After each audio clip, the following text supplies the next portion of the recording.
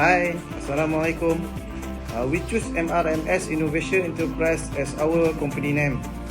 The name was created based on Malay first. Menyembur racun mudah sekali.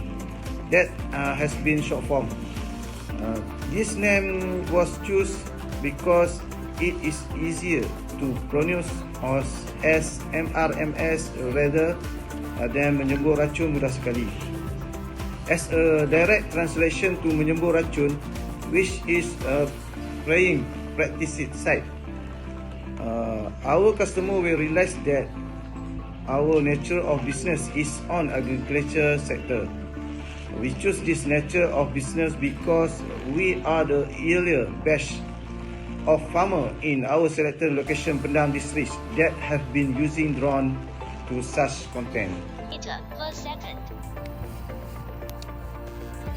Battery voltage.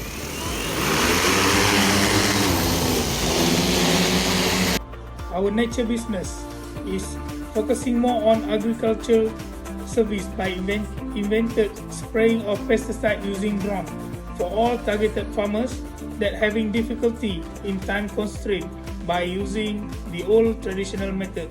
Hence,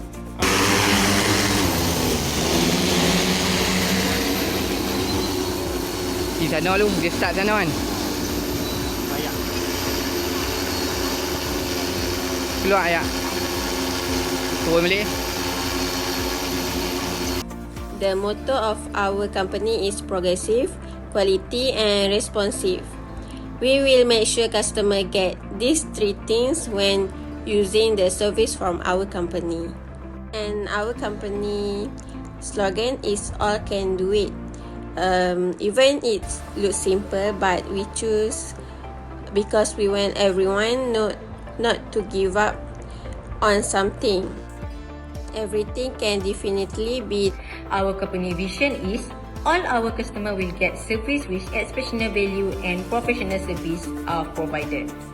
Our company mission is first, our customers get the right solution to the best problems they are experiencing. Second, our company only use pesticides registered with the Department of Agriculture.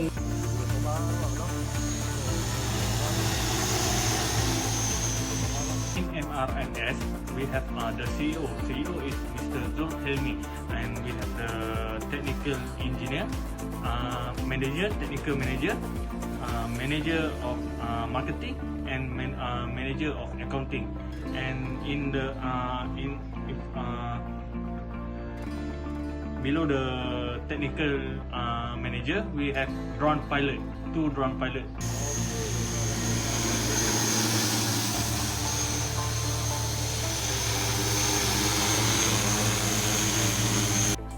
Hello, hi. Our company was based in Padang, and we chose this area to start up our business because majority of this population were farmer and their main source income was in agriculture sector. So we have decided this area as a starter to get some information about our business nature acceptable or not.